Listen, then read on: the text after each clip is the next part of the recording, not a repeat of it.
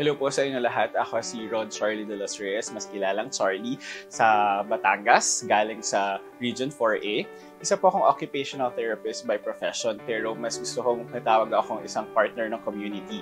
Kasi as of the moment po, nagmamanage ako ng isang startup non-profit sa Batangas na tinatawag na Open Arms Organization. And currently, ako po yung executive director nito. At ang layunin namin as makatulong talaga sa mga taong people in the margins, lalo na sa mga taong may kapansanan, nagsasuffer ng mental health, and of course, para sa ating mga kapatid na non-binary individuals.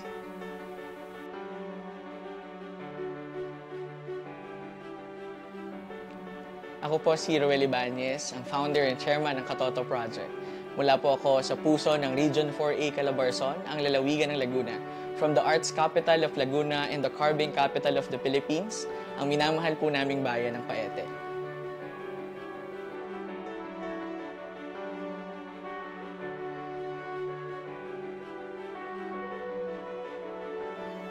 Ang volunteering po talaga ay sobrang lapit sa puso ko dahil nung lumalaki ako, graduate po ako ng Catholic University at isang Catholic school simula pagkabata ko, elementary hanggang college. And nakita ko po yung mga activities na ginagawa namin para sa community namin, lalo na pag-outreach program.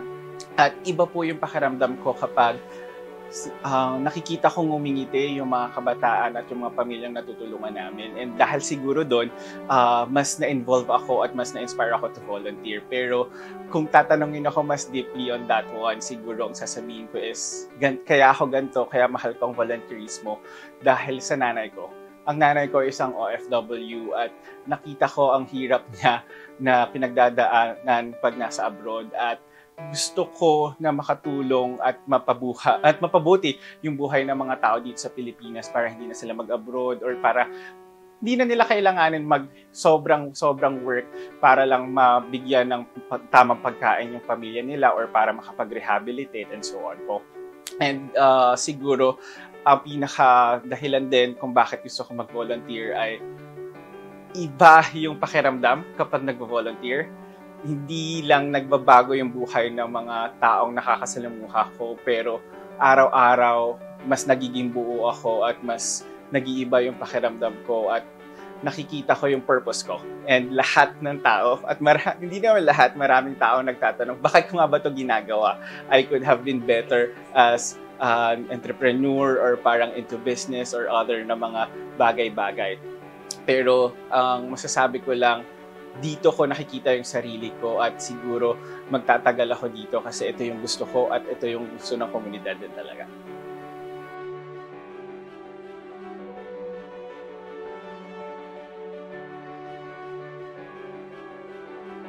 Sa realidad po natin ngayon, kaming mga kabataan, marami kaming pwedeng piliin na makapagpapasaya sa amin. At marami dito yung libangan na iba yung sayang may bibigay sa amin. Pero nung nakilala namin ang voluntarismo, mas malalim na kasiyahan yung binigay niya sa amin. It is not just about self-fulfillment. It's about deepening your existence and your purpose in life. At yun yung reason kung ba't nagpapatuloy kami sa voluntarismo. Binibigyan ng kahulugan nito yung buhay namin. Kasi kaming mga kabataan, mukha lang marami sa amin akala na ang purpose namin ay maging palamuti at dekorasyon lang sa lipunan, pero hindi. Maraming pwedeng pagbabago na dapat nagsisimula sa bata dahil nasa amin po yung sapat na lakas, oras at talino na pwede po naming magamit sa pagbuo ng pagbabago na hinihingi po ng lipunan sa amin.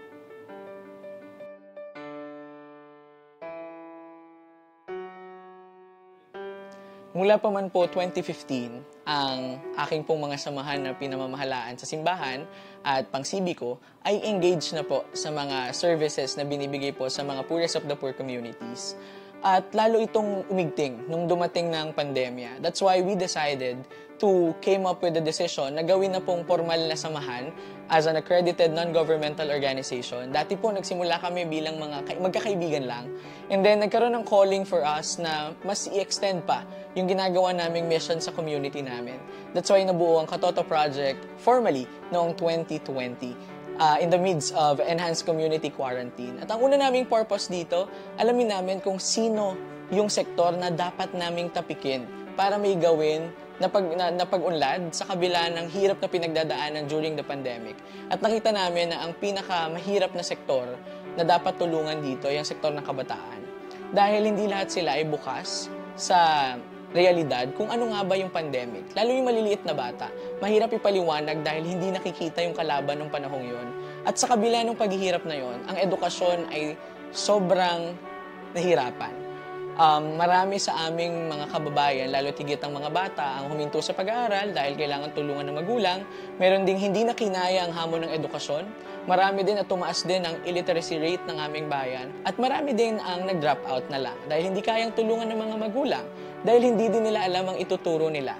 At yun yung unang tawag sa amin. That's why nabuo ang Katoto Project. Nagsimula po kami ng isang Kariton Classroom. Nilibot po namin ng mga poorest of the poor communities ng bayan ng Paete kung saan nakatira mga mangingisda, mga mag-uukit, ang mga trabahador na sa sektor ng agrikultura at yung mga anak po nila ang una naming tinulungan. Sa isang ligtas na pamamaraan, dinala namin ang classroom setup sa mga eskinita at kalsada ng Paete at doon namin nakita ang iba pang problema ng bayan. Kaya yung Kariton Classroom, hindi lang siya naging isang classroom para matuto ng mga basic informations at basic knowledge na magagamit ng mga bata. Binuksan nito ang kamalian namin sa iba pang problema. That's why nakabuo kami ng 6 na haligi ng Katoto Project. At ito ay ang edukasyon, ang kalusugan, ang youth empowerment, culture and arts preservation, environmental conservation, at ang huli po ay ang good youth governance. Dito namin nakita na yung 6 na pilar na yon ng Katoto Project ang maaaring katuwang ng bayan ng Paete sa pagbuo ng isang komunidad na may partisipasyon sa pag-unlad. Yun po ang naging buhay ng Katoto Project. At dinala kami ng 6 na haliging ito kasama ng Kariton Classroom sa mga parangal at sa marami pang realisasyon na nabuo sa amin kaya nagpapatuloy ang Katoto Project.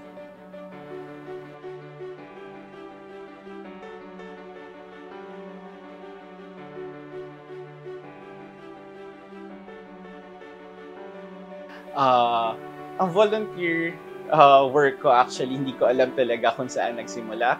Pero one thing na sobrang sobrang personal sa akin is that nakasulat talaga sa bucket list ko na sana balang araw pag lumaki ako or pagka-graduate ko is makapag-work ako sa non-profit. Kasi yung mga iniidolo ko sa TV, iniidolo ko sa iba't ibang mga sektor ay tumutulong at iba yung aura nila na binibigay talaga sa publiko. At sabi ko, gusto kong maging ganon. And siguro ganon na rin din kasi yung pinaparamdam talaga ng pamilya ko kadalasan na pag tumutulong sila sa mga kamag-anak namin at sa ibang tao, iba yung pakiramdam. Kaya siguro doon nagsimula yung volunteer work ko, pero hindi ko alam talaga kung kailan. Pero isa pang natuwa ako or parang pinaka nag-jumpstart talaga ng quote-unquote career ko sa volunteership is nung nagma-masters pa lang ako sa isang universidad dito sa Manila. Ang ginawa kong project talaga is naghanap ako ng isang non-profit at nag-volunteer ako gumawa ng programa nila. And sobrang saya ko kasi sinuportahan ako ng organisasyon na yun at naging maganda yung programa namin kung saan sa unang taon pa lang nagkaroon agad kami ng 100 kids na nabigyan ng therapy services for free dahil sa mga partnerships na nabuo namin. And dahil doon, tumaas yung confidence ko sa paggawa ng mga programa and eventually, a year after that one, in 2019, nabuo namin yung tinatawag na Open Arms Organization kung saan ngayon doon ako executive director. Pero it's more on sa pangalan. Pero ang totoong ginagawa ko doon ay gumagawa ng iba't ibang programa talaga para sa iba't ibang taong nasa laylayan. And of course, bilang isang occupational therapist, ang pinaka-flagship program namin is pagbibigay ng telehealth services and social services para sa mga kabataang may disability. And nakakatuwa kasi during the pandemic, medyo mas lumaki yun kasi dati nagbibigay lang kami ng parang subsidized na therapy sa clinic namin. Pero dahil sa pandemic, bawal mag-clinic and so on, na-discover namin yung telehealth. And ngayon, nakakatuwa kasi nakakover namin yung buong Pilipinas sa pagbibigay ng free therapy services gamit yung mga gadgets natin and galing sa iba't ibang lugar. And nakakatuwa nga, for example, nakakuha kami ng partner, for example, sa Surigao City, na taga Batangas kami, pero kami yung nagbibigay ng therapy services sa kanila. nang hindi kami umaalis. And aside from that one, medyo experiential lahat ng mga nagiging project namin na nakita namin during the pandemic. Maraming stress at nagkakaroon ng mga mental health problems. Kaya ang ginawa namin, dahil alam namin yung telehealth, nagbigay din kami ng telehealth services for mga taong nagsasuffer ng mental health conditions or even stress lang talaga kasi gusto lang nila ng kausap. At doon namin binuo yung parang volunteer, parang dating kliyente dapat magiging volunteer para magkaroon ng sustainability and cycle talaga on that one. And siguro ang isa pa doon ay yung ginagawa naming project din para sa mga non-binary individuals kung saan nagkakaroon kami ng mga platform para ituro yung mga SOGI 101 or para mag-advocate kunwari ng SOGI bill natin, and of course iba't ibang karapatan para sa mga iba't ibang gender din talaga.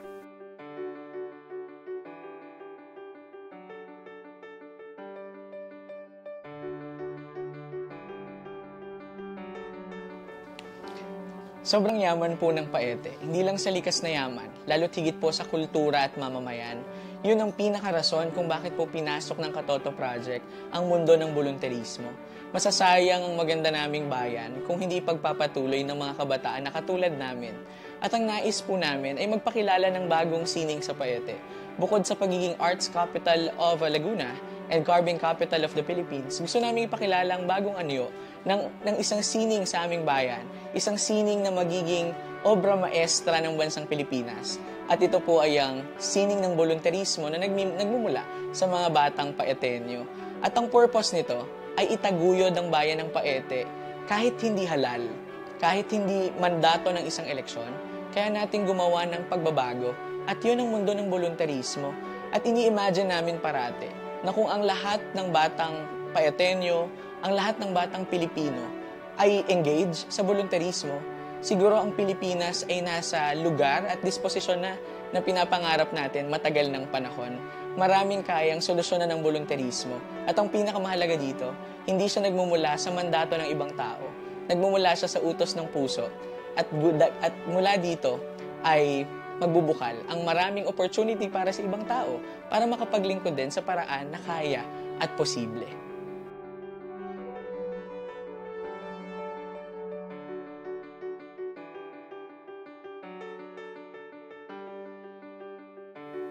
The most rewarding experience siguro for me is, I cannot actually pinpoint one event, but it's always the face of these people kapag nagsasabi silang salamat. And yung salamat nila, iba sa salamat ng usual mong nakaka-interact ng mga tao kasi alam mong may hope sa kanila kapag nagpapasalamat sila sa akin or sa organization kasi ito yung hindi maagaw sa'yo ng kahit na sino. At ito siguro rin yung dahilan kung bakit sobrang nakakapagod, sobrang nakaka-drain, pero gigising at gigising ka kasi alam mong dadating yung salamat or kahit walang salamat, yung ngiti. Kahit hindi directed sa'yo, basta alam mong may nabago kang buhay, may mangyayari. And pag nakita nating may hope sa mata ng ibang tao, kikilos at kikilos tayo kasi sobrang hirap na hindi kumilos. Ako, may kapasidad ako, may kakayahan, may energy pa ako to do that. So, I need to respond. And I want to respond kasi kung wala tayo or wala kami, sino pa?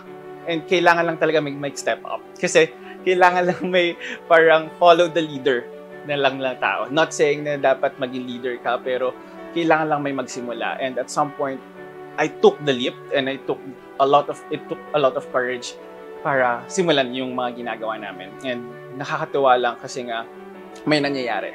And habang may nangyayari, kailangan mo lang gumawa ng gumawa.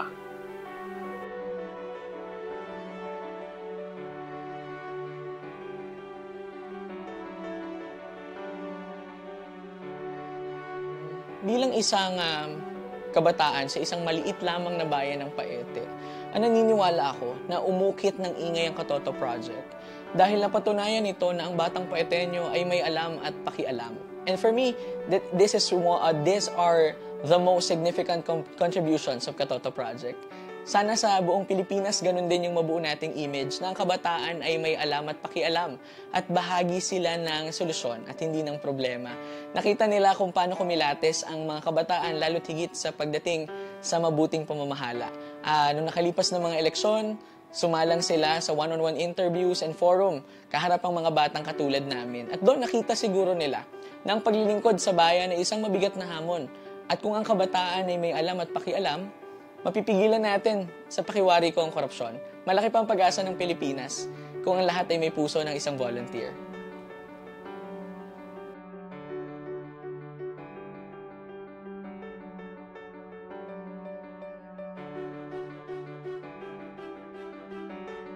For the volunteer community, ang gusto ko lang sabihin ay sobrang salamat. Kasi actually nandito ako dahil nandito rin sila. In a sense na sobrang na-inspire ako sa maraming tao na nagvo-volunteer. Kaya gusto ko lang yakapin lahat sila at sabihin, you're doing good work and all of us are getting energy from each other. And maganda lang talaga na magtuloy-tuloy yung mga ginagawa natin. Sa inyo mga magta-try mag-volunteer, naniniwala ako sa inyo. And itry nyo lang. I mean, baby steps are going to be big steps or it could create ripples of effect talaga sa komunidad natin. And yun yung kailangan natin, lalong-lalo na ngayon. Para sa lahat ng kabataang Pilipino, sa mga kababayan namin sa Paete at sa buong bansang Pilipinas, ang tamang panahon para mag-ambag sa Pilipinas ay ngayon. Para sa lahat ng kabataang Pilipino, hindi kailangan ng eleksyon para maging tadhana natin ng maging isang lingkod bayan. Nasa ating mga kamay, nasa ating sariling mga oras at lakas, ang tamang panahon para makapaglingkod sa bayan. At yun na yung ngayon. Piliin ang tumugon sa tawag ng volunteerismo. Volunteerism is the embodiment of compassion, selflessness, and the desire to create meaningful change. It is an expression of our innate humanity and a testament to our shared values as a society.